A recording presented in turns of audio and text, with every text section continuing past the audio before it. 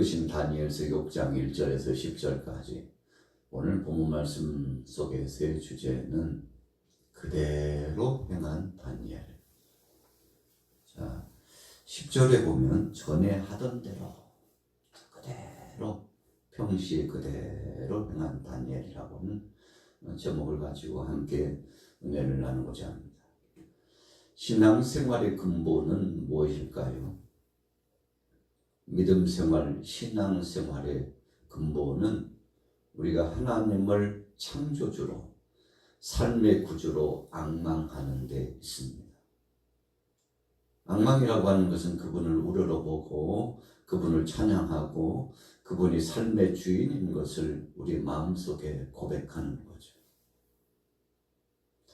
바벨론의 포로 이후에 파사왕 고레스, 느부갓네살 왕이 이 바벨론의 세력과 페르시아 파사의 세력은 우리 역사적으로 보면 유다 백성들을 참 오랫동안 괴롭혔던 그런 나라요, 그런 세력들이었음을 알 수 있습니다. 하나님께서 하신 것이지만 사랑하는 자녀들을 때리시고 또 싸매시고 하나님께서 당근과 채찍을 통해서 잘한 것은 칭찬하셨지만 잘못한 것은 강력하게 꾸짖으시고 그렇게 해서 사랑하는 자녀들이 바르게 성장하고 하나님 중심으로 하나님 말씀 중심으로 온전한 삶을 살도록 하시기 위함이었죠. 부모가 자녀를 사랑할 때 사랑할수록 매를 든다고 그러지 않습니까? 어렸을 때 아이들은 엄마는 나를 미워하나 봐. 아버지도 나를 미워하나 봐. 나는 어디서 주워다가 키운 자식인가. 그래서 우리가 종종 이야기한 가운데 너는 다리 밑에서 주웠다. 그런 얘기가 있었습니다만 여러분 이런 이야기는 혹독하게 자녀를 훈육했던 부모에 대한 자녀들이 적은 시간이나마 오해를 했던 거 아니겠습니까? 사랑의 채찍에 매라고 하는 것은 아파요. 마음이 아파요. 그러나 시간이 지나면 바로 자기 자신을 위해서, 가정 공동체를 위해서, 지역 공동체를 위해서, 나라 공동체를 위해서 바르게 살고 아름다운 열매를 맺는 삶이 서로 공존하도록 공통적으로 서로 배려하고 사랑함으로써 유지된다는 뜻 아니겠습니까? 사람은 혼자 살 수 있는 존재가 아닙니다. 그래서 최초의 아담을 하나님께서 지으시고 독처하는 것이 좋지 못하구나 선언하셨죠. 그래서 깊이 잠들게 하고 갈빗대를 취하여 여자인 하와를 만들어서 옆에 붙여줬는데 아담이 얼마나 행복해하는지 몰라요. 그래서 둘이 같이 이렇게 가정을 이루고 살게 선언하셨죠. 자녀가 부모를 떠나서 독립적으로 살아가는 것은 하나님의 뜻이라고 성경 속에 선포하여 주셨습니다. 그래서 이 땅에 살면서 생육하고 창대하고 번성하도록 했습니다. 생육하고 창대하여 또 번성한다는 것은 하나님의 창조적인 섭리와 원리입니다.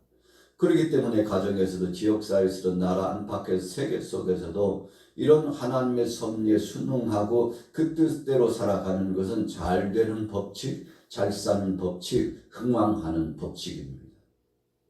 여러분 일정한 삶의 룰이 있습니다. 규칙이 있다는 거죠.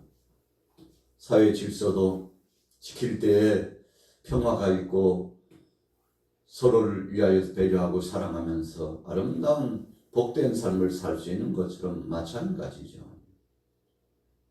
자, 오늘 다니엘이 하나님이 주신 말씀 속에 그 틀 안에서 순종하고 철저하게 지키며 살았습니다. 물론 그가 참 젊고 어린 시절에 고향을 떠나서 이국 땅으로 포로로 끌려갔을 때는 참 참담하고 암담했죠. 마음이 답답하고 힘들었습니다. 그러나 시간이 지나면서 하나님이 저를 부르시고 저를 쓰시고 난국의 때에도 하나님은 사람을 통해서 역사하신다. 이런 신본주의적인 신앙관이 정립되고 나서부터 하나님이 하시는 것이었구나. 내가 좀 오해하고 어떤 때 마음이 아파했지만 그것까지도 하나님이 하시는구나 생각하고 참 이런 난리가 없었죠. 그럼에도 불구하고 그 모든 상황을 하나님의 섭리적인 관점으로 믿음으로 받아들이니까 이 속에 평화가 찾아왔습니다. 위로가 찾아왔습니다. 하나님이 주관하시고 역사하신다는데, 가정으로 보면 우리 아버지가 어머니가 모든 것을 다 주관하고 총괄적으로 진행한다는데 뭐 걱정될 게 있겠습니까? 예수님께서 누가복음에서 탕자의 비유를 말씀해 주실 때 어느 관점으로 보면 둘째 아들 탕자에게 초점이 맞춰지는 것 같지만, 또 다른 관점으로 보면 그 아버지는 맏아들인, 우리가 시대적으로 보면 맏아들은 유대인이고 둘째 아들은 이방인이라고 그렇게 의미 부여를 놓고 역사적인 섭리적인 관점으로 성경을 보는 눈이 열리잖아요. 우린 둘째 아들에게만 관심이 있어요. 그러나 하나님은 이 맏아들에게도 아주 지대한 관심이 있으셨습니다. 그래서 아버지께서 이 맏아들이 둘째 아들에게 잘 선대해주고, 그 아들이 참 모든 걸 탕진하고 돌아왔는데 아버지께서 선대했다는 이야기를 듣고 턱 던지죠. 뼈 있는 말 한마디를 던집니다. 아버지, 제가 아버지 곁에서 지금까지 평생 함께 동거동락하고 충성하고 헌신했는데 저를 위해서는 어찌 염소새끼 한 마리라도, 조그마한 양새끼 한 마리라도 잡아준 적이 있냐고 속상해가지고. 그런데 모든 것을 탕진하고 돌아온 저 못된 아들,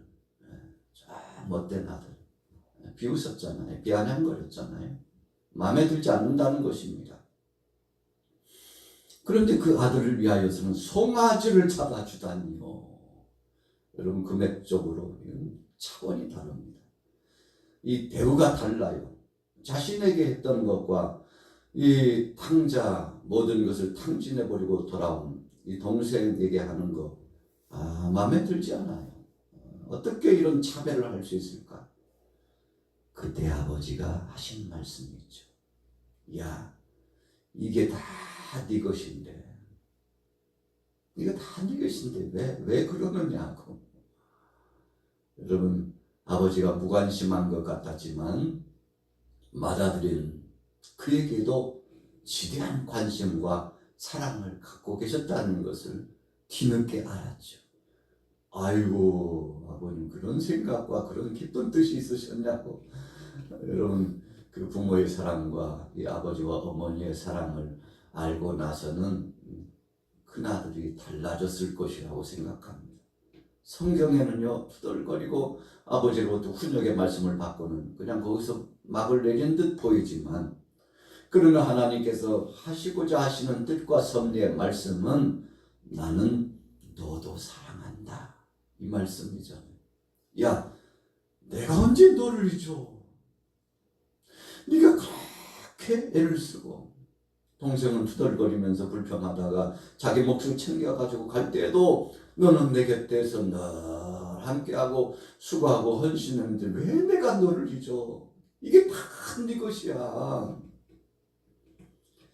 그보다 더 큰 위로는 없잖아요. 여러분, 오늘 본 말씀에 다니엘이 알게 되었죠. 하나님의 사랑이 무엇인지를 알았어요. 하나님께서 나라를 어떻게 지배하시고 이끌어가시고 통치자들을 어떻게 세우시고 내리시고 통괄하시는지를 너무 잘 알고 있었어요. 여러분, 그래서 올해도 보니까 총리가 다시 그 자리를 회복했습니다만, 이 총리 자리는 보통 자리가 아니잖아요. 살림살이를 다 맡아서 일을 해야 되는 애환이 있습니다.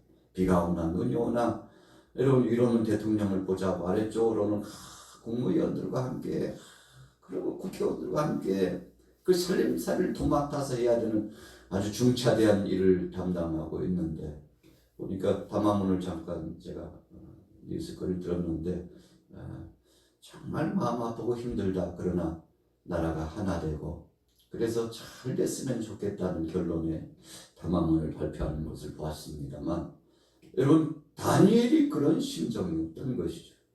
하나님의 뜻과 하나님의 섭리를 아니까 아니 뭐 우리 이 땅에서 처음부터 살았던 사람 그리고 자이국 땅에서 온 이주민 그게 뭐 그렇게 중요하냐고 우리가 이 나라에서 함께 충성하고 함께 손을 맞잡고 협력하는 것이 중요하지 그게 뭐 그렇게 중요하냐고.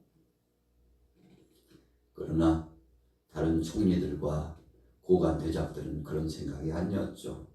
저 유다에서 왔다는 저 다니엘 때문에 해먹을 것이 없고 아이고 틈도 없고 흠도 없는 어떻게 저렇게 잘할 수가 있냐고. 역사 일의 무대마다 어떻게 저 양반은 저 자리에 아이고 참 미운 털이지 않겠어. 여러분 민족주의적인 시각으로 다니엘을 비워했죠. 그리고 그가 여호와 하나님을 믿고 있다는 것을 다 알고 있었습니다. 그런 관점에서도 그 신앙관을 보고도 미워하고 시기하고 질투하고 아니 어떻게 저 양반은 그 자리에서도 상석에 앉아가지고 박힌 돌 빼겠다 이러다가 굴러온 돌이 박힌 돌 빼겠다 하고 얼마나 미워하고 괄시했는지. 그래서 다니엘을 처단하기 위해서 계략을 꾸미는 것이 오늘 정책이잖아요. 왕을 살살 엉덩이를 긁어주고 비율을 맞춰주면서 왕을 위하는 저 법령을 만들어가지고 왕이 앞으로 30일 동안 왕 말고 누구에게 어떤 신에게든지 구하면 그냥 내버려둘 수는 안 되잖아요. 왕이요. 그런 작자는 그냥 내버려둘 수는 안 되고 극형에 처해야 될 줄로 알아요. 괜찮으시죠? 우리가 이런 법문을 만들어 왔는데 이제 여기에 왕의 어인만 꽝 도장을 찍고서 공포만 하면 누가 이 법을 바꿀 수 있겠습니까? 왕이요. 이 나라가 건재하고 이 나라가 유지되고 왕의 권위가 하늘을 찔 듯한데 누가 감히 왕을 무시할 수 있겠습니까? 왕이요. 이 법을 공포하심이 옳은 줄로 알아요. 다니엘 다 알고 있었다고 했습니다. 총리요. 총리가 왜 못마땅합니까요? 동의하시죠? 이렇게 던졌다는 겁니다. 다니엘이 동의를 안 할 수 없죠. 왕을 위한다는데 절대적인 권력인 왕을 위한다는데 동의 안 하면 역적이 되는 거 아니겠습니까? 여러분 그러나 모든 것을 동의하고 이제 왕의 어인이 지키고 결정이 됐는데 다니엘에게 아주 중대한 고민이 될 수 있잖아요. 내가 하나님 앞에 늘 하던 기도인데 왕 외에 다른 신에게나 어떤 사람에게나 구하면은 극형에 처한답니다. 이 사자굴에 던져가지고 죽인다는데 그럼에도 불구하고 다니엘은 여전히 이제는 내 때가 다 됐나 보다. 내가 이제 살면 얼마나 더 살겠나. 하나님이 지금까지 나와 함께 해주신 것도 감사한데 다니엘은요 마음을 다 내려놨어요. 참 지금까지 총리 자리 유지한 것도 고맙지 감사하지.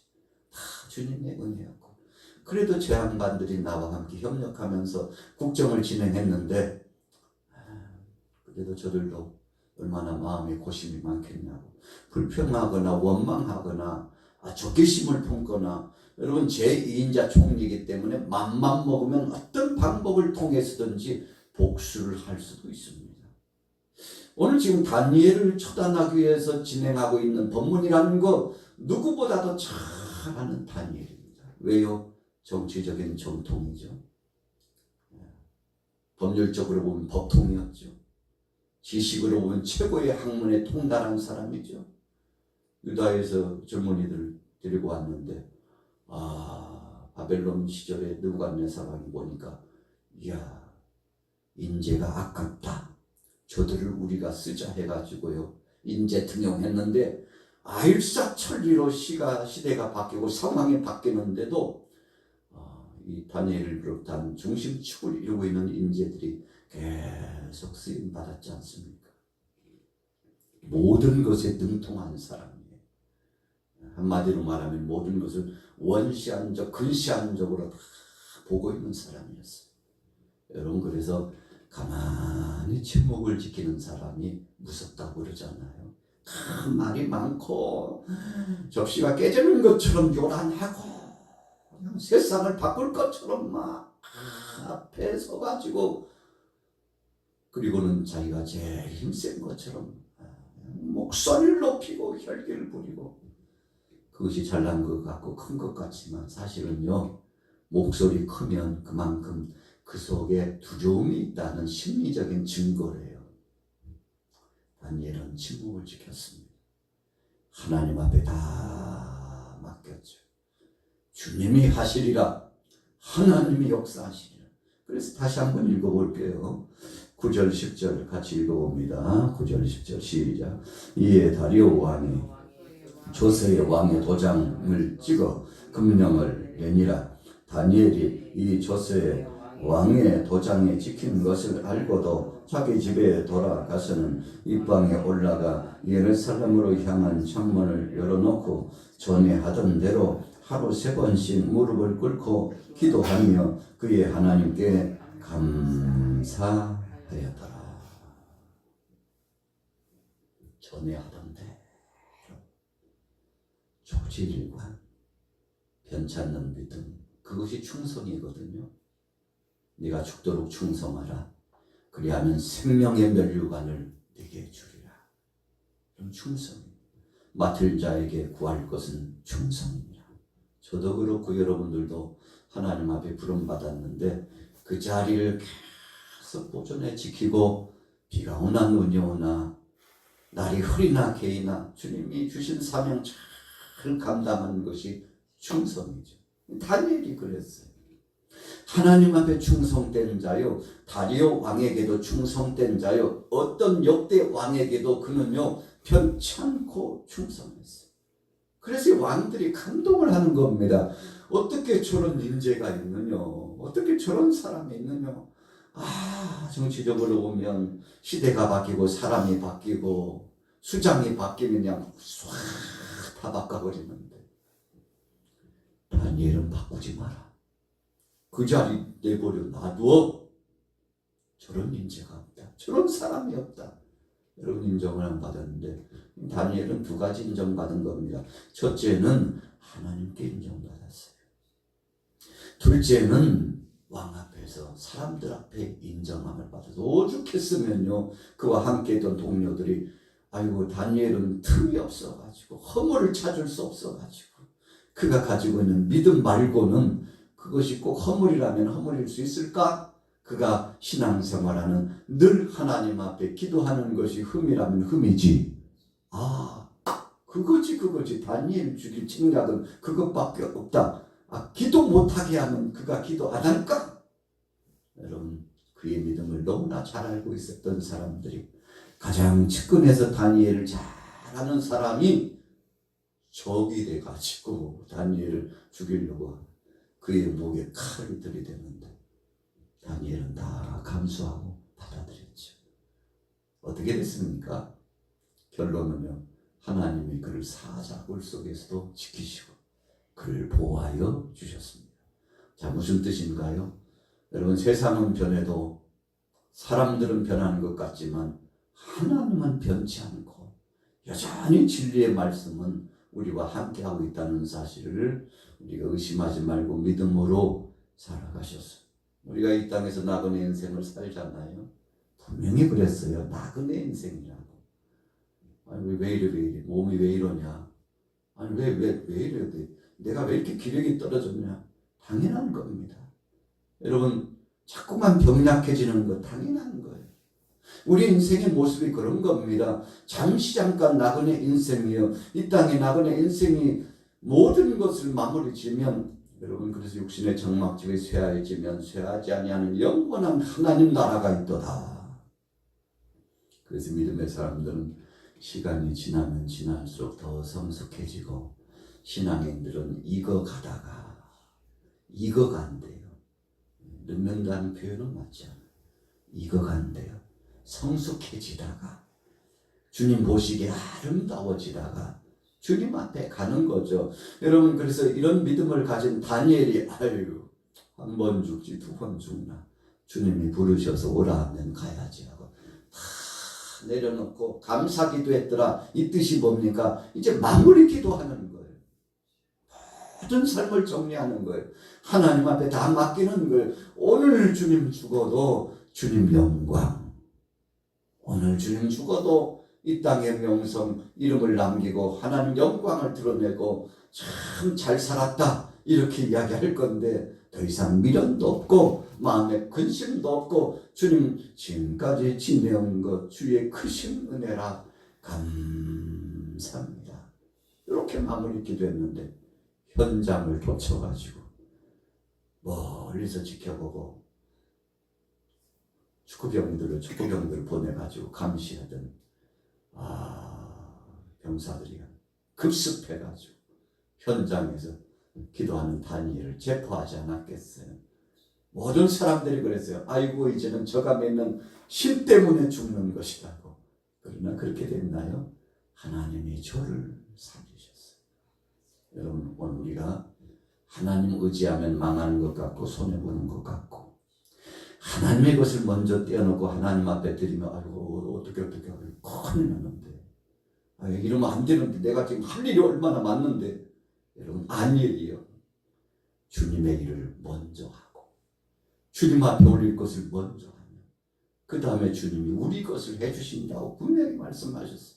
너희는 먼저 그의 나라와 그의 의를 구하라. 그리하면 이 모든 것을 너희에게 더하여 주시리라.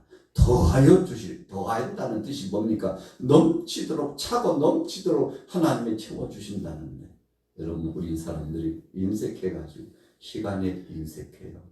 삶에 인색해요. 주님 앞에 인색해요. 그래서 차일피일 미루고 하지 못하고 전전긍긍하고 갈등하다가 아이고 벌써 시간이 이렇게 지났나? 여러분, 하나님은 타이밍이에요. 때예요.